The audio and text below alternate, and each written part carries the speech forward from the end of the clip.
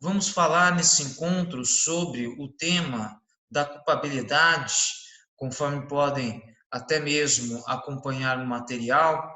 Vamos falar sobre a noção conceitual, teorias de sustentação, com destaque para a teoria psicológica, as críticas em torno da teoria psicológica, teoria normativa ou psicológica, ou psicológico-normativa. Além disso, vamos falar sobre a teoria normativo pura e também a teoria limitada. Sob a ótica do funcionalismo penal, outras nuances também devem ser exploradas, envolvendo a teoria funcional. E daí nós vamos até mesmo analisar a teoria consagrada pelo Código Penal de 40. Vamos falar também aquilo que nós denominamos culpabilidade pelo fato e de outro a culpabilidade do autor e traçarmos reflexões acerca da coculpabilidade. A coculpabilidade, assim consagrada por Eugênio Raul Zaffaroni. Analisando até mesmo, no primeiro momento, o conceito de culpabilidade, é certo que, de acordo com Paulo César Busato e Sandro Montes Uapaia, eles, os próprios autores que têm uma obra formidável, digna de menção, que é a Introdução ao Direito Penal, Fundamentos para um Sistema Penal Democrático, asseveram, destacam, que a culpabilidade, sob o ângulo do direito penal, pode assumir os mais diversos e variados sentidos. Como nós bem estudamos ao longo dos mais diversos encontros, ora, a culpabilidade pode consistir em categoria dogmática, ou seja, ela é analisada na perspectiva do conceito analítico ou dogmático de crime. Como bem sabemos, o crime pode assumir três conceitos. Um conceito formal, que é aquele que decorre diretamente da introdução do Código Penal, da própria lei de introdução ao Código Penal. Considera-se crime a infração penal punida com pena privativa de liberdade, e entendam a reclusão ou até mesmo a detenção. E no caso da contravenção penal, nós consideramos como contravenção penal aquela punida com prisão simples. De outra parte, também pode ser analisado o crime na perspectiva do conceito material, tendo em vista a axiologia, tendo em vista a carga de bem jurídico penalmente relevante, até mesmo por força do princípio da fragmentariedade, da intervenção mínima e da ofensividade ou da lesividade. Nesse ponto, significa que o crime é toda conduta humana, salvo no caso das pessoas jurídicas, em crimes ambientais, que causa lesão ou expõe a perigo de lesão um bem penalmente relevante. De outro lado, também temos o crime como categoria dogmática, ou seja, prevalece à luz da escola final da ação, com base num critério tripartido, que crime é fato típico, ilícito e culpável. Logo, a culpabilidade, à luz até mesmo desse conceito, ou seja, do conceito analítico ou dogmático de crime, seria um terceiro elemento, um terceiro juízo de valor próprio da culpabilidade a integrar o crime. Seria até mesmo relacionada à culpabilidade com o pressuposto de aplicação da pena. É como se o juiz, ou até mesmo o próprio operador de direito, analisando, fazendo um juízo de valoração sobre o fato típico ilícito e, acima de tudo, culpável, entrasse na avaliação de pressupostos da culpabilidade, que são a imputabilidade, a potencial consciência da licitude e a exigibilidade de conduta diversa.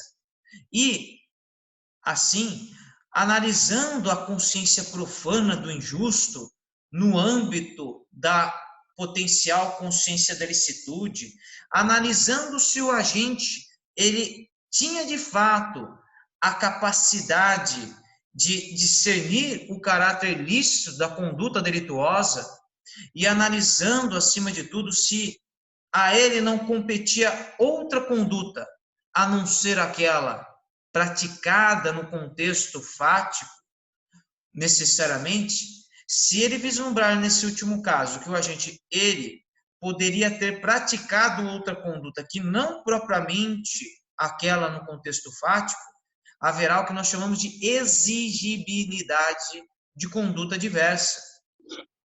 Agora, se necessariamente não envolver até mesmo outra conduta que pudesse ter sido praticada, daí nós estaremos diante de uma inexigibilidade de conduta diversa. Outra conduta necessariamente não estava no alcance do agente, senão aquela a ser praticada, de modo que ele não merecerá o juízo de censura. Portanto, a análise da culpabilidade como categoria dogmática do crime e, via de consequência de seus pressupostos, é indispensável para que, ao final, seja definido o seguinte: o infrator merece ou não um juízo de censura? Porque se ele merecer, e o juiz terá como norte, depois na dosimetria da pena, o artigo 59 do Código Penal, no que toca às circunstâncias judiciais, se o próprio agente merecer uma censura em razão da infração penal por ele praticada, censura esta que aqui assume um sentido técnico na área criminal e não pejorativo, logo faremos uma análise da culpabilidade na perspectiva dogmática.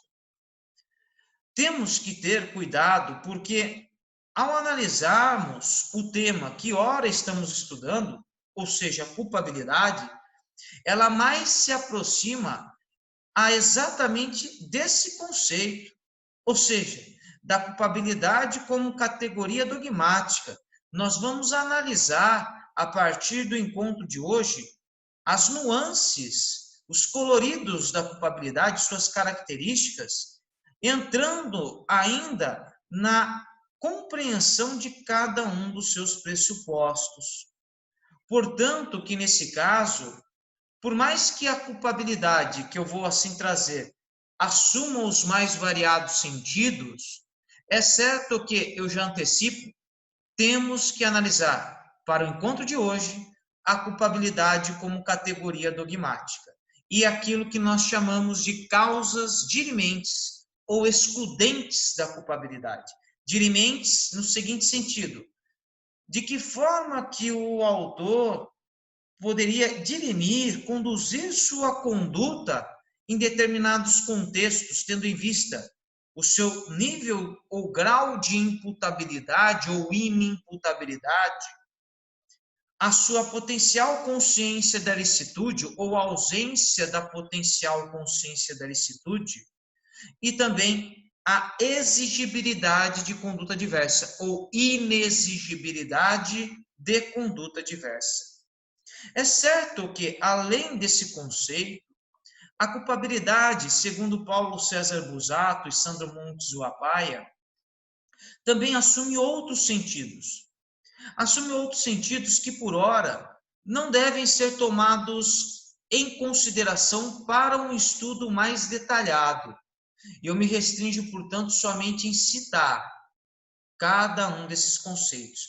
A culpabilidade, ela pode até mesmo consistir em forma ou parâmetro de graduação da pena, ou seja, diretrizes são fixadas na relação entre culpa e castigo para a graduação da pena, tendo como baluarte, tendo como fundamento o princípio da proporcionalidade.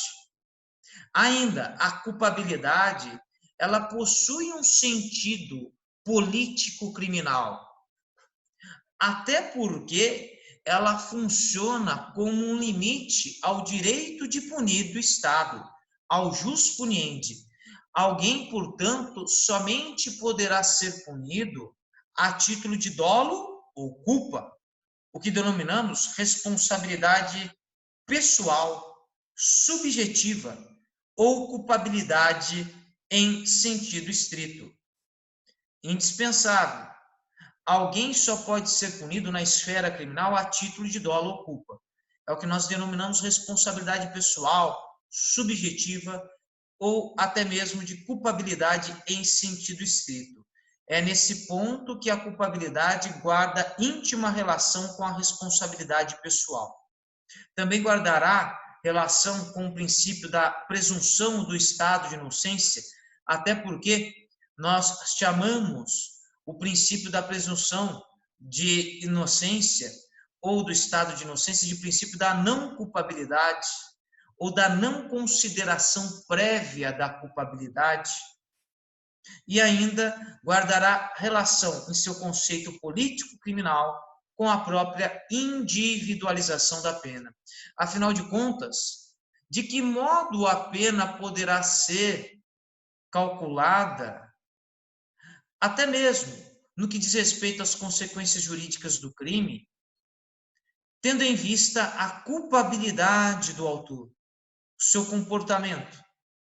Não à toa que eu trago aqui a colação os ensinamentos do professor Guilherme de Souza Nutti, no sentido de que a individualização da pena, ela incidirá na fase legiferante, que é legislativa, no plano das leis, incidirá até mesmo na fase da dosimetria da pena, num processo de conhecimento, e incidirá ainda na fase de execução penal. Aqui, necessariamente, a individualização da pena, ela guarda relação íntima com a culpabilidade, se a culpabilidade possuir um conceito político-criminal. Enfim, são esses os mais variados sentidos em que o próprio termo culpabilidade possui no ordenamento penal brasileiro. Por ora, entre esses sentidos, qual nós estamos analisando? A da culpabilidade, o da culpabilidade como categoria dogmática. Portanto, já antecipamos até mesmo uma afirmação. A culpabilidade é um terceiro elemento do crime, ao lado do fato típico ilícito, seguindo o conceito analítico dogmático, com base na teoria limitada da escola finalista da ação. Nós vamos estudar o que é a teoria limitada da escola finalista da ação.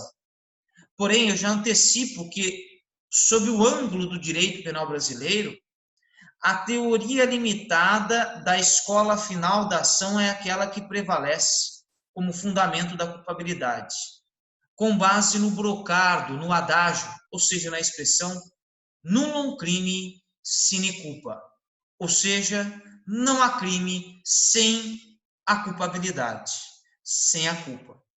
Aqui eu trago até mesmo fundamentos teóricos no que diz respeito até mesmo à análise da culpabilidade. É certo que a culpabilidade passou a ser objeto de estudo relacionada ao campo de liberdade do agente de fazer suas escolhas, tendo em vista a sua autodeterminação. Assim já dizia José de Faria da Costa, em Portugal. De todo caso, é certo ainda que, dependendo do momento em que é analisada, a culpabilidade ela serviu como um mote, ou seja, como um instituto a embasar uma teoria geral do crime própria de determinado país. O que eu quero dizer é o seguinte: se nós formos analisar Edmund Metzger, por exemplo, um dos maiores ou um dos principais penalistas da história mundial, embora temos que, em um determinado período, estudarmos com reservas, até mesmo as contribuições de Metzger, já que ele estava inserido num contexto do regime nacional socialista alemão, ou seja, até mesmo no estado de exceção na Alemanha, na Segunda Guerra Mundial. É certo que a culpabilidade ela serviu como uma justificativa para se punir em razão da condução da vida do agente, pelo perigo que ele representa, e não necessariamente uma culpabilidade pelo fato, uma culpabilidade pelo fato praticado pelo agente. O mais correto é falarmos da configuração do crime tendo em vista o fato praticado pelo agente. E o que eu quero dizer é que, portanto, a condução, o estilo de vida, o perigo que o agente representa a uma coletividade não deve ser tomado em consideração. Caso contrário, nós julgaríamos alguém por seu perfil, pelo perigo que ele representa. Nós nos desvencilharíamos, nós não iríamos analisar, não analisaríamos o fato em si praticado, mas sim a condição de vida. E isso é punir alguém por meio de responsabilidade objetiva, o que é totalmente rechaçado num direito penal democrático. Mas como nós atingimos essas bases do direito penal democrático?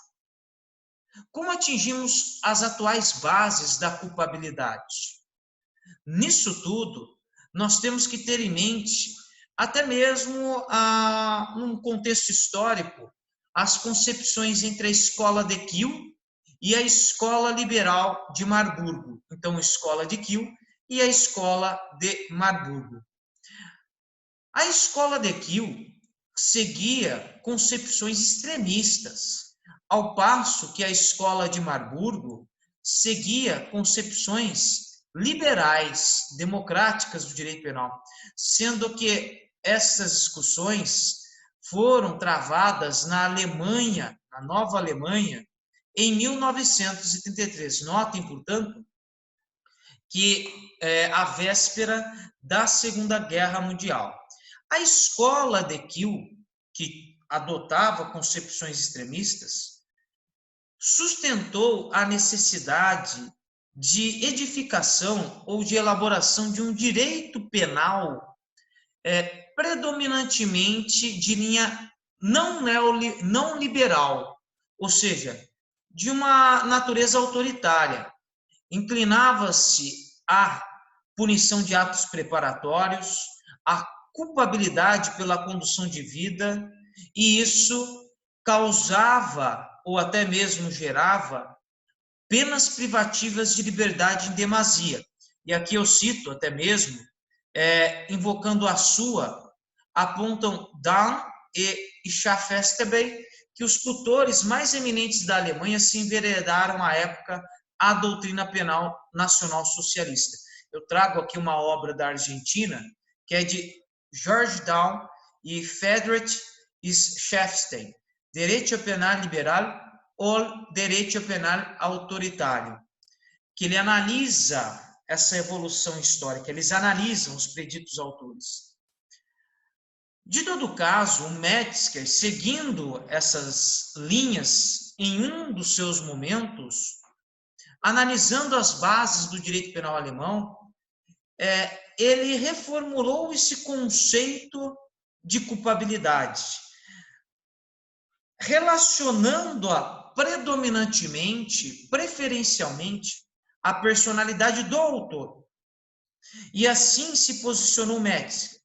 A culpabilidade consiste no conjunto de pressupostos que fundamenta a reprovação pessoal do agente pelo fato punível praticado. Aqui eu trago, por exemplo, a obra de Metzger, Edmund Metzger, em Direito Penal, parte geral, publicada no México, embora Metzger tenha necessariamente atuado na Alemanha. E ainda, apontam Metzger e Crispini que a sanção penal e as medidas de segurança se destinavam a uma dupla finalidade. a restauração da responsabilidade do indivíduo frente à comunidade e a segregação daqueles que fossem rotulados como opositores do povo e da raça ariana. Notem, né? Até mesmo eu trago aqui Edmund Metzger e Filippo Crispini em La Reforma Penal Nacional Socialista. Por que eu falo tudo isso? Porque operou-se nesse sistema uma tutela penal sem precedentes, ou seja, sem precedentes, né? Com emprego de prisões cautelares, o uso da analogia em vez do princípio da legalidade. Juízes se utilizavam da analogia, o que é, em regra, vedada no direito penal, salvo a analogia em bonum partem, aquela que for para beneficiar o próprio acusado, o autor, o réu. E daí isso significaria que o uso da analogia, a ampliação da culpabilidade e até mesmo a decretação de prisões cautelares, tudo em nome da raça ariana, do Reich, notem vocês, causou uma afronta ou um arrepio aos princípios da segurança jurídica, da legalidade dos delitos e das penas, da irretroatividade da lei penal, do devido processo legal, da própria culpabilidade no sentido democrático de responsabilidade subjetiva e, acima de tudo, da dignidade da pessoa humana. Não à toa que um outro movimento, naquele contexto, que foi representado pela Escola de Marburgo, sustentou uma racionalidade e excepcionalidade no âmbito, seja do direito penal, seja do processo penal, tomando em conta o seguinte: as garantias individuais, os direitos liberais, historicamente conquistados, devem ser repensados. Já advertiam até mesmo os expoentes da Escola de Marburgo, seus profitentes, que os pensamentos da seletividade da Escola de Kiel são vagos, eram vagos, infundados na perspectiva da dignidade humana, pois não permitem necessariamente de antemão entender necessariamente as bases liberais, democráticas do direito penal. Se inclinavam mais às bases da Escola de Kiel, concepção extremista, aos inimigos e principalmente a uma culpabilidade ampla, né? Dessa forma, portanto, que eu trago aqui uma consideração.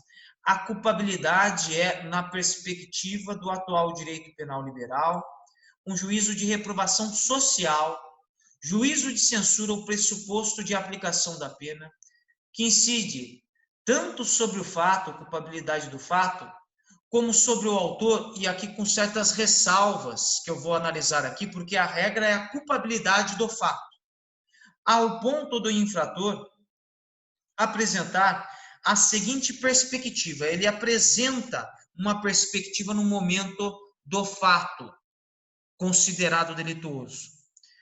Quais são essas perspectivas? Imputabilidade penal. A imputabilidade penal, também denominada capacidade de culpabilidade ou capacidade penal. A imputabilidade penal, também denominada capacidade de culpabilidade ou capacidade penal. Ainda, potencial consciência da antijuridicidade ou da ilicitude, também chamada aqui de conhecimento da antijuridicidade, do injusto ou da ilicitude. Ainda, um terceiro pressuposto é o da exigibilidade de conduta diversa, também chamada de dirigibilidade normativa ou capacidade de agir conforme o direito, seguindo as regras impostas pelo direito. Notem que tudo isso é analisado pelo professor Guilherme de Souza Nucci, cito também outros autores, Juarez Cirino dos Santos, tá? Que assim se posicionam diante desses pressupostos. Só que, necessariamente, o conteúdo da culpabilidade nem sempre foi composto desses pressupostos. Depende, necessariamente, da teoria jurídica perfilhada, ou seja, da teoria de sustentação da culpabilidade. Em determinados momentos, as teorias elas variavam, tomando-se em conta a teoria geral do crime, construída em certo contexto histórico, tomando-se conta a política criminal daquele momento histórico, também do regime político. Certo é que, em linhas gerais, foram edificadas, erigidas, construídas as seguintes teorias de sustentação da culpabilidade: a teoria psicológica, à luz da escola causal, que teve como expoente a escola causal, Franz von Liszt. Em um segundo momento, a teoria normativa ou psicológico-normativa da culpabilidade, também analisada num outro momento da teoria causal, até que nós chegamos na escola final da ação, em que teorias mais coerentes com o conceito de dolo foram adotadas, tais como a teoria normativa pura, lembrando que a própria teoria final da ação teve como expoente Hans Feltzel, o pai da escola final da ação, e ele já dizia: a vontade é a espinha dorsal da ação humana. Toda conduta é movida finalisticamente a um objetivo e, portanto, o dolo, a vontade, o dolo que é ontológico, próprio da razão da existência humana. O dolo é um dado prévio, até mesmo à conduta, e que o agente o toma como um meio propulsor para a prática da sua conduta, ao mesmo tempo que o dolo também é vinculado ao agente, a comportamentos psicossomáticos, e que, portanto, tudo isso sugeriu a construção de uma teoria própria, a teoria normativa pura, analisando o dolo, e nós vamos até mesmo estudar dessa forma, na perspectiva da conduta e não da culpabilidade. Chegou-se até o momento que, pelo fato da culpabilidade ser translocada, até mesmo o dolo ser translocado, da culpabilidade para a conduta, a doutrina passou a destacar e também a criticar ao mesmo tempo. A culpabilidade é vazia. Não há análise do dolo na perspectiva da culpabilidade, isso em se tratando da escola final da ação. Daí, ainda, se não bastasse, foi construída a teoria limitada da culpabilidade. E, numa vertente mais moderna, tal como capitaneada na Alemanha, na escola do funcionalismo penal, foi edificada a teoria funcionalista de culpabilidade. Enfim, daí chegamos a mais uma conclusão. Em linhas gerais, para a teoria psicológica, a culpabilidade é um importante elemento do crime, já que traz em seu bojo a culpa em sentido estrito. Notem, se eu estou falando da teoria psicológica, é da primeira teoria à luz da escola causal da ação. Aqui é um resumo de cada uma das teorias que eu vou falar, e depois nós vamos destrinchá-las, nós vamos analisá-las minuciosamente, cada uma delas. Logo, para a teoria psicológica, a culpabilidade é um importante elemento do crime, já que traz em seu bojo a culpa em sentido lato, ou seja, dolo ou culpa em sentido estrito, que representa o aspecto subjetivo do delito, sendo que a imputabilidade penal é outro pressuposto da culpabilidade. Assim, à luz da teoria psicológica, para se constatar se o autor agiu com dolo ou culpa, deve-se verificar em um estágio prévio se ele é imputável. Portanto, à luz da teoria psicológica, fundada na escola causal da ação, a culpabilidade ela compõe-se de imputabilidade e, por sua vez, compõe-se, inclusive, de dolo ou culpa. Ou seja, o aspecto subjetivo do delito é analisado na perspectiva do dolo ou culpa que estão alocados na culpabilidade. E somente será possível avaliar se alguém agiu com dolo e culpa na perspectiva da culpabilidade se o agente for imputável.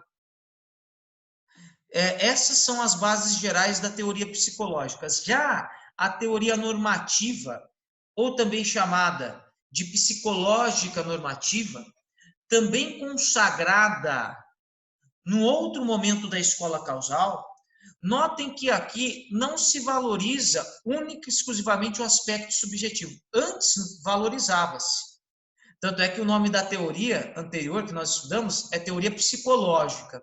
Agora, a teoria, com a evolução da escola causal, passou a apresentar uma nova roupagem, qual seja, ou até mesmo uma outra roupagem, porque é uma outra teoria, a teoria psicológico-normativa.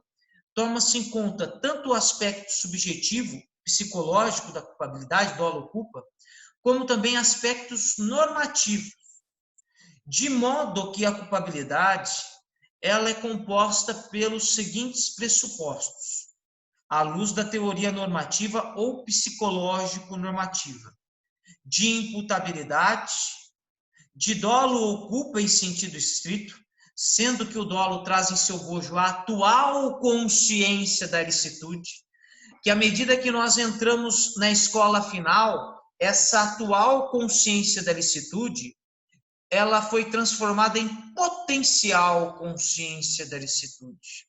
Não se exige do agente na escola final que ele tenha ali, naquele momento, de atualidade, naquele exato momento, um conhecimento sobre o caráter ilícito da sua conduta, diferentemente daquilo que é exigido pela escola causal no âmbito da teoria psicológico-normativa. Se exige aqui a atual potencial, a atual consciência da ilicitude, sendo que o dolo traz em seu bojo a atual consciência da ilicitude. E ainda um terceiro elemento, a exigibilidade de conduta diversa. Eis 3 pressupostos que passaram a integrar a culpabilidade na perspectiva da teoria normativa ou psicológico-normativa.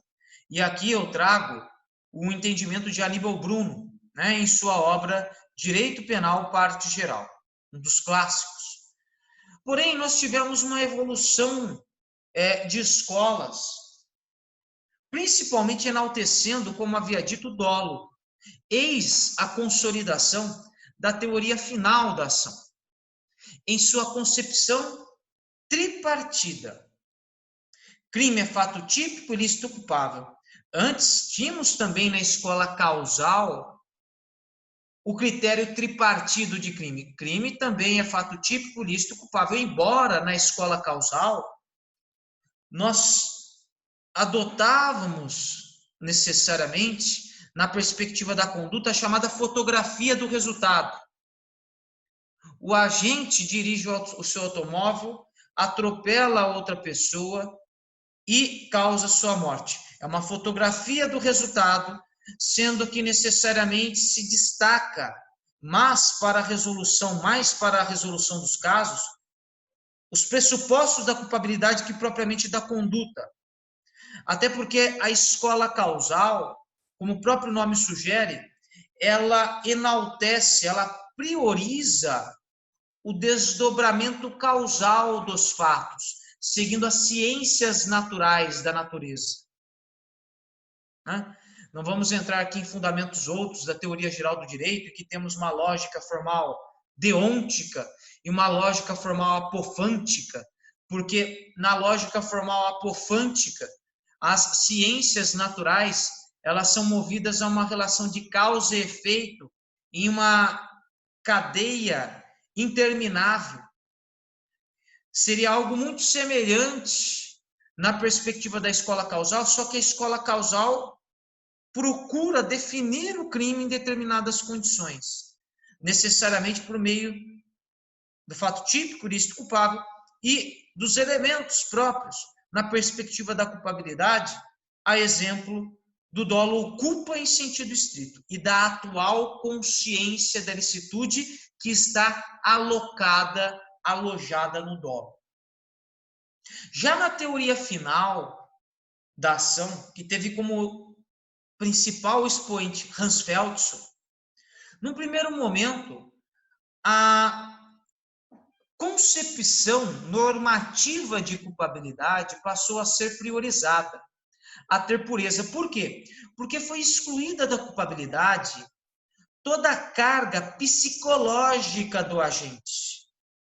O dolo ou a culpa, por exemplo, foram translocadas, retiradas da culpabilidade e passaram a ser analisados, dolo e culpa, na perspectiva da conduta. A culpabilidade, outrora antes, composta de elementos psicológicos, tornou-se, segundo parte da doutrina penal, uma culpabilidade vazia.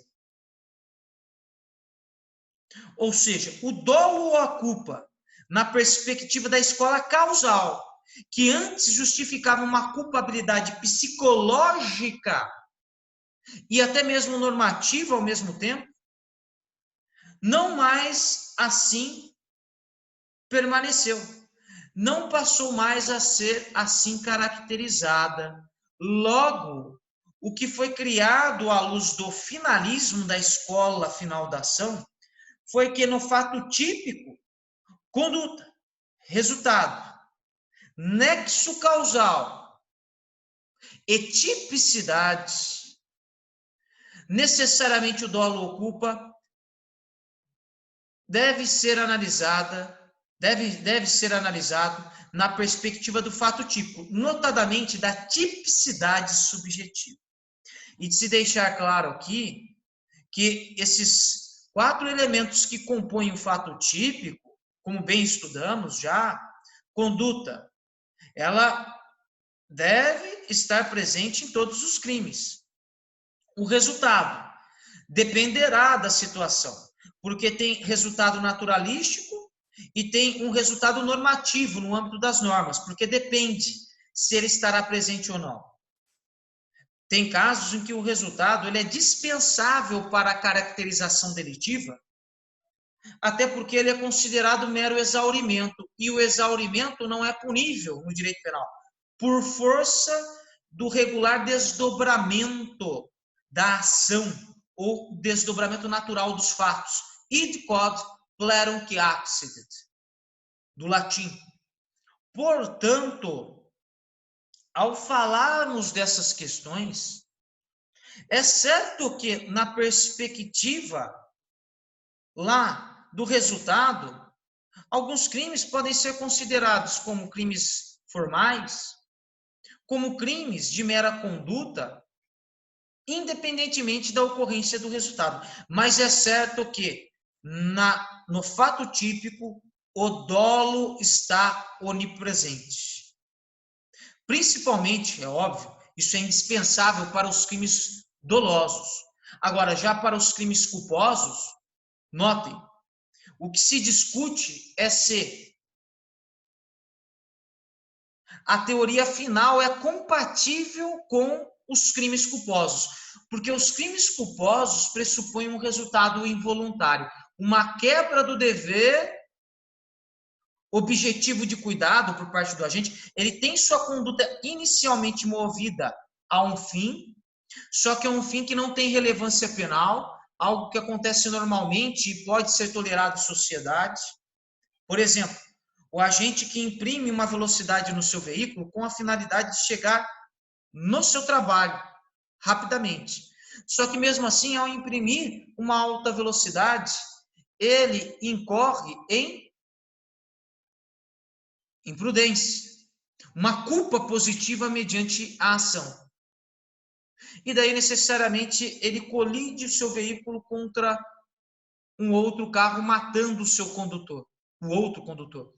Notem que houve um desvio por meio de uma quebra objetiva do dever de cuidado, de modo que, tendo em vista um homem médio, a famigerada figura do homem médio, também de origem da escola causal, será analisada como um parâmetro para definir, olha, qual o comportamento que uma pessoa mediana apresentaria nos fatos e de que modo que eu posso comparar esse comportamento com aquele apresentado pelo autor. Portanto, ao vislumbrarmos essa quebra objetiva do dever objetivo de cuidado, mediante imprudência, mas também pode ser negligência ou imperícia, é certo que há um desvio e há a produção de um resultado involuntário. E aqui não se admite tentativa, há conatos, e esse resultado é involuntário. Mas é certo que, odiernamente, atualmente, as bases da escola final da ação foram melhor adaptadas para os crimes culposos. Em que pesem discussões ainda, pairam dúvidas. Mas é certo que tudo isso guarda fundamento com esse panorama que eu estou trazendo para vocês, da teoria que vocês podem analisar, final da ação, em sua dimensão tripartida.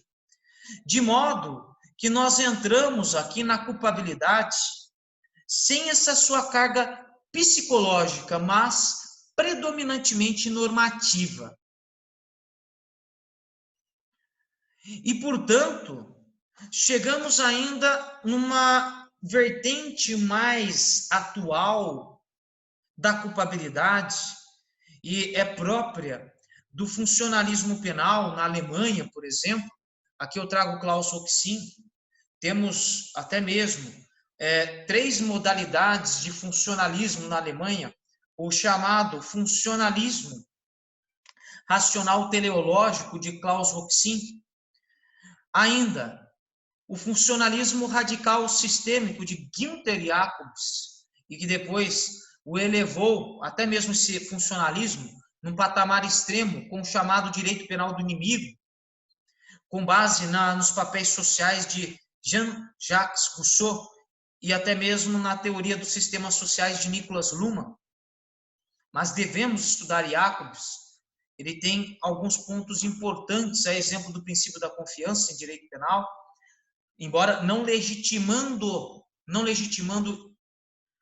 em todas as suas bases de estudo. E temos ainda um funcionalismo moderado que é próprio de Winfried Hassemann. Mas, de todo caso, é certo que a culpabilidade, à luz da escola do funcionalismo penal, ela é definida a partir das finalidades preventivos gerais, tendo em vista que o funcionalismo penal lida com uma sociedade de riscos, principalmente tendo como parâmetro para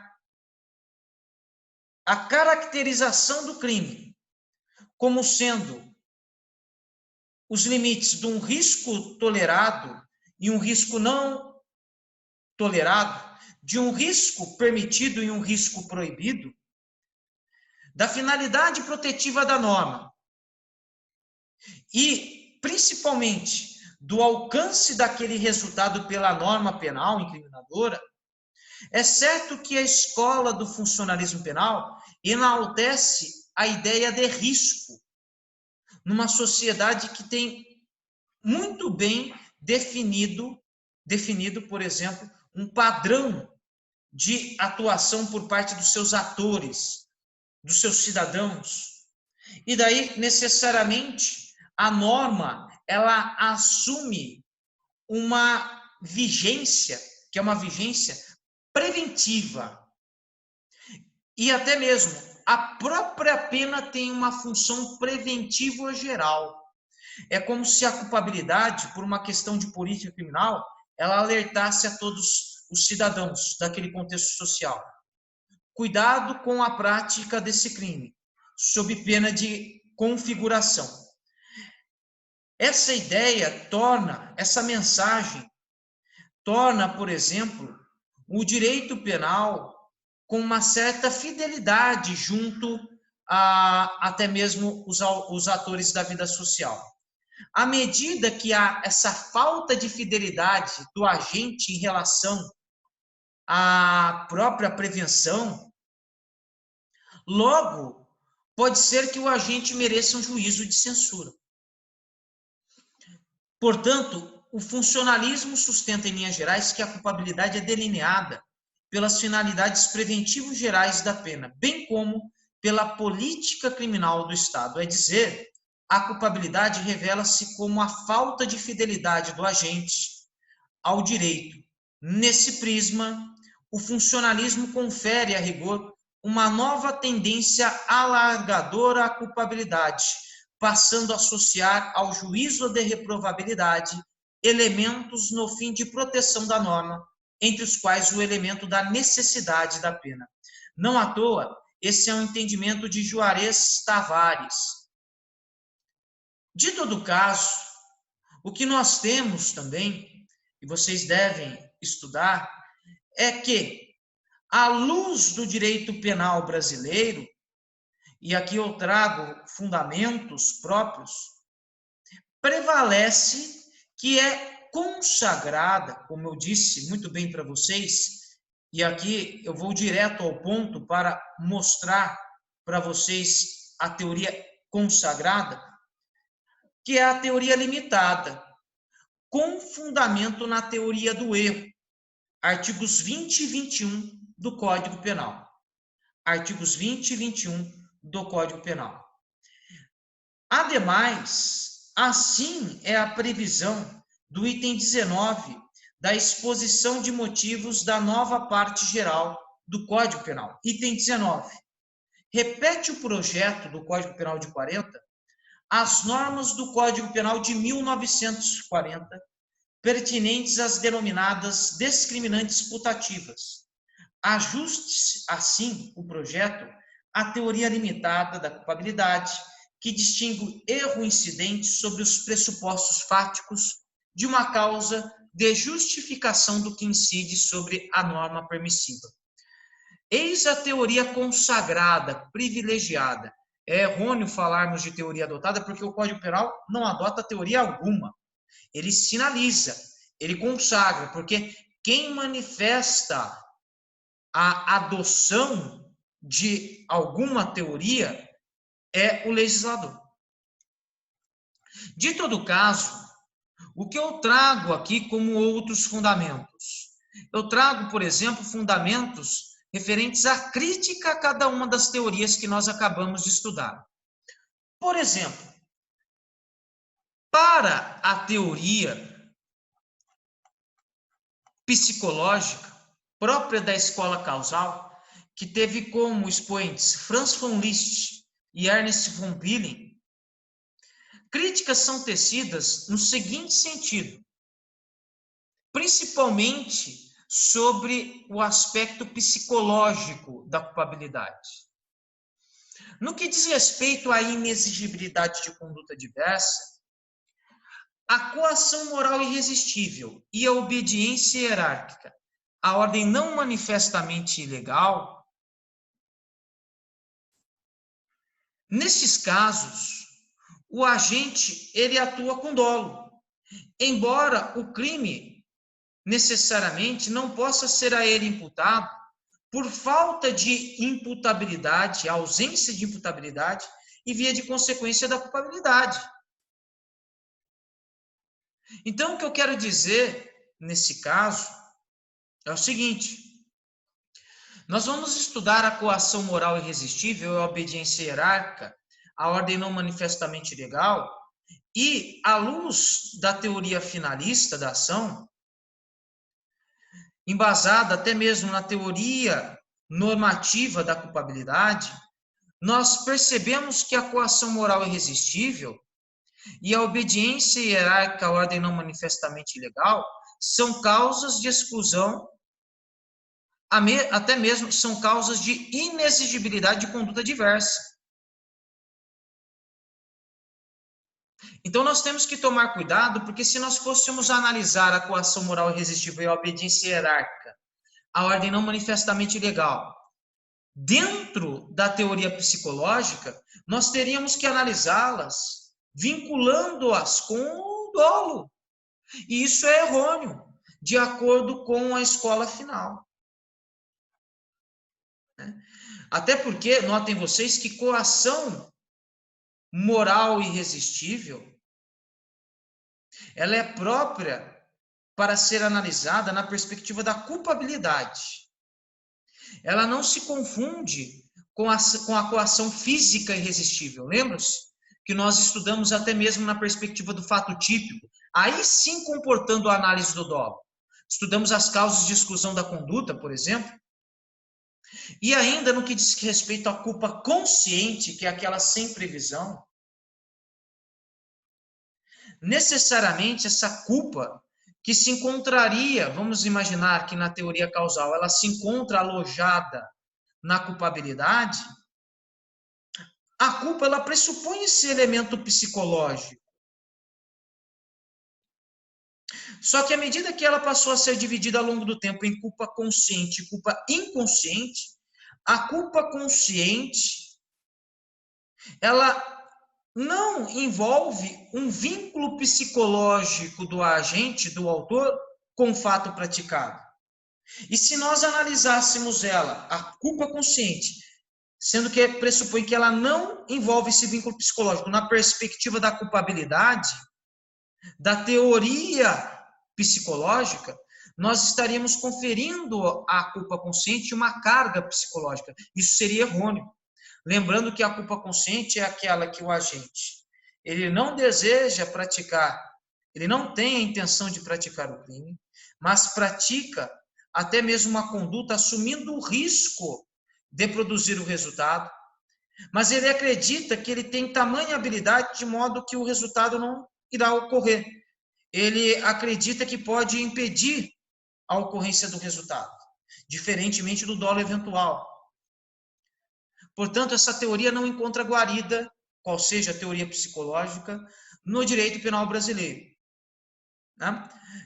Ainda, teoria normativa ou psicológico-normativa. Necessariamente, nós temos ainda uma análise psicológica da culpabilidade, até que chegamos à teoria normativa. A teoria normativa. Esta, sim, própria da teoria final da ação. Aqui eu destaco. Prevalece que os pressupostos existenciais da reprovação da culpabilidade são a liberdade de vontade e a capacidade de imputação. Aqui eu tomo a liberdade de trazer trechos de Hans Feltson. Para essa teoria, a teoria normativa, a culpabilidade é a reprovação da vontade da ação do autor. Vale dizer, reprova-se o autor pelo fato de não ter impedido a ação antijurídica. Complementa Feltson que a culpabilidade possui uma dupla relação, ou seja, a ação volitiva do autor não é compatível com o direito, embora o autor tivesse condições de realizá-la conforme a norma. Saliente-se que a reprovação como elemento específico da culpabilidade é objeto de histórica construção no direito penal. Prevalece, de todo caso, que os pressupostos existenciais da reprovação são a liberdade da vontade e a capacidade da ação, ou da imputação. Com relação à liberdade de vontade, o autor teve condições de formar uma vontade adequada à norma no lugar da vontade antijurídica da ação. Pressupõe-se que o homem teve condições de formar a decisão antijurídica de sua ação de maneira mais correta e adequada à norma. Complementa ainda Feltson, por tal motivo, a culpabilidade é a reprovação da formação da vontade do autor. De se ver que somente o ser humano atua com vontade e, via de consequência, pode ser reprovado por sua vontade. Logo, toda culpabilidade é culpabilidade da vontade. E, caso tenha o homem atuado de forma equivocada na sua formação, na formação da sua vontade, necessariamente restará excluída a sua culpabilidade. Ademais, o ser humano, em sua essência, é capaz, com sua autorresponsabilidade, se autodeterminar de acordo com o seu entendimento. Porém, não há qualquer regra geral de que, na situação concreta, o próprio homem seja capaz de autodeterminar-se e agir conforme o direito. Portanto, essa análise, deixando claro, caberá em cada situação, para verificarmos, olha, até que ponto o agente ele merece um juízo de censura.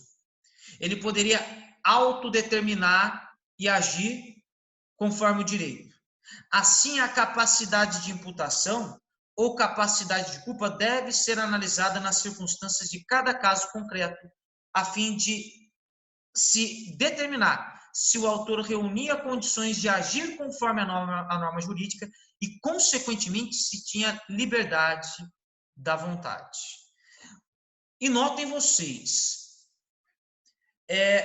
se a gente for analisar o dolo próprio da teoria final da ação, passou a ser chamado de dolo natural e não mais de dolo normativo. Passou a ser chamado de dolo natural porque ele não mais está relacionado com a atual consciência da ilicitude, mas sim, ele tem uma carga ontológica própria do ser humano. Afinal de contas, apenas a pessoa natural, a pessoa física, em regra, é que pode figurar como sujeito ativo de crimes.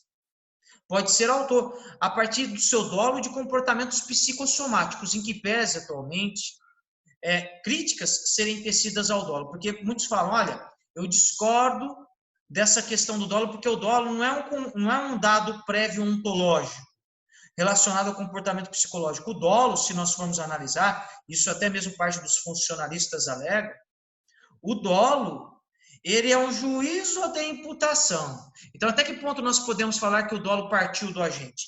É um juízo de imputação porque é o magistrado que, ao decidir, imputará, atribuirá o dolo a alguém. Como que é um dado prévio inerente ao homem? Então, há situações que levam a essas discussões. Tá? Então, o dolo ele passou a ser natural, analisado, portanto, na perspectiva do fato típico. De modo que, no âmbito da culpabilidade, na perspectiva da teoria normativa, passamos a 3 pressupostos: o da imputabilidade, o da potencial consciência da ilicitude e o da exigibilidade de conduta diversa. A imputabilidade e potencial consciência da ilicitude ou da antijuridicidade servem para indicar se o sujeito sabe o que faz, ou se pode saber ter conhecimento do que faz. Por exemplo, se alguém é imputável, e daí prevalece até mesmo um critério biológico de faixa etária que nós vamos assim analisar, significa que pressupõe que aquele que tem idade igual ou superior a 18 anos é imputável, já que ele sabe o que faz ou pode saber o que faz. Da mesma forma com relação à potencial consciência da ilicitude, em que vem aquela questão do conhecimento do caráter lícito do fato, da consciência profana do injusto. Assim já dizia Feltz. O agente ele tem naquela situação uma consciência de que o seu comportamento configura, por exemplo, o ilícito, ou que pode configurar o ilícito, seguindo determinadas regras culturais de convívio no ambiente, se ele está adaptado ou não, se ele conhece aquelas regras de cultura, porque se ele não tem condições de conhecer, não tem condições de saber o que faz, daí restará ausente a potencial consciência da ilicitude. E nós falamos até mesmo do erro de proibição, que nós vamos estudar, que é uma causa de exclusão da ilicitude. Então, notem que aqui nós estamos falando de potencial consciência da ilicitude. É a possibilidade de conhecer o caráter ilícito do fato, independentemente do dolo. Porque antes, na teoria causal, prevalecia a atual consciência da ilicitude, ou seja, o agente deveria conhecer, saber efetivamente ali, naquele contexto, de que o seu comportamento é antijurídico. Aqui não mais. Nós temos, por exemplo, na escola final, com base na teoria normativa, uma potencial consciência da ilicitude do infrator. E aqui eu destaco um exemplo. Um morador de uma metrópole viaja a uma cidade cercada de mata, onde pratica pesca em área que não sabe ser de preservação ambiental. Neste caso, mesmo que a lei seja de conhecimento geral e, destaco, alegar a falta ou ausência de potencial consciência da ilicitude não é o mesmo que alegar o desconhecimento da lei, porque pressupõe-se, de acordo com a lei de introdução às normas do direito brasileiro, que as leis são conhecidas por todos. Ninguém pode alegar o desconhecimento da lei. Se alguém alegar o desconhecimento da lei, porventura na área criminal, isso deverá ser considerado como uma circunstância atenuante a incidir na segunda fase de dosimetria da pena, mas não a justificar o fato a ser necessariamente afastado, não ao ponto de justificar a impunidade.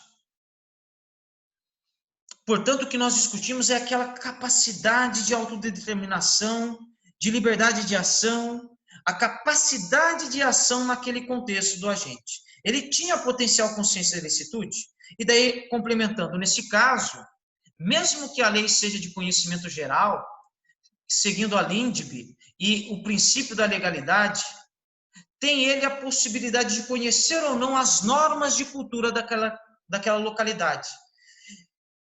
E daí, se ele não tiver, não possuirá, portanto, uma potencial consciência da ilicitude. Se ele não tiver condições de conhecer as normas de cultura daquela localidade, não está familiarizado, não possuirá potencial consciência da ilicitude. Muito se discute sobre a capacidade de ação dos indígenas, com todo respeito, tendo em vista as suas culturas, as suas normas culturais, o seu nível ou grau de civilização, de socialização, e devemos pleno respeito à cultura indígena. E ainda, no que diz respeito à exigibilidade de conduta diversa, o terceiro pressuposto. Já a exigibilidade de conduta diversa é aferida com base na normalidade das circunstâncias da ação, mostrando se o sujeito tinha o poder de agir de outro modo, a ponto de evitar a prática da sua conduta ilícita. Ou seja, retrata-se o agente tem o poder de não praticar a conduta delituosa no que restaria configurada a infração penal, salvo se o próprio malfeitor tivesse atuado acobertado por alguma das causas específicas de exclusão da culpabilidade ou de exculpação, diante da anormalidade das circunstâncias. Daí nós poderíamos falar de inexigibilidade de conduta diversa. Então, por exemplo, vamos até imaginar no atual contexto de Covid-19, se os gestores hospitalares não têm condições de implantar todas as medidas ou protocolos de atendimento aos enfermos com o Covid, pode ser que até mesmo não tenham condições financeiras de comprar equipamentos respiratórios, eles poderiam responder por algum crime? A meu ver, não, por inexigibilidade de conduta diversa. Então, nós temos essas questões importantíssimas, importantíssimas. E daí, no nosso próximo encontro, nós vamos tratar, vocês viram que temos muitas questões acerca da coculpabilidade, fundamento este apregoado por Eugênio Raul Zaffaroni e José Henrique Pierangeli, que diz respeito ao seguinte, que a autodeterminação do indivíduo não é firmada conforme o ordenamento jurídico, mas conforme a conveniência das causas sociais. Tá? Então, nós temos que analisar tudo isso de uma forma muito bem detalhada, trazendo aqui Alessandro Barata, Robert Merton Juarez Cirino dos Santos, José Henrique Perangeli, Eugênio Raul Zaffaroni, né? E principalmente as bases da criminologia crítica. Tudo bem, certo? Agradeço a todos pela atenção, sempre é uma satisfação estar com vocês e até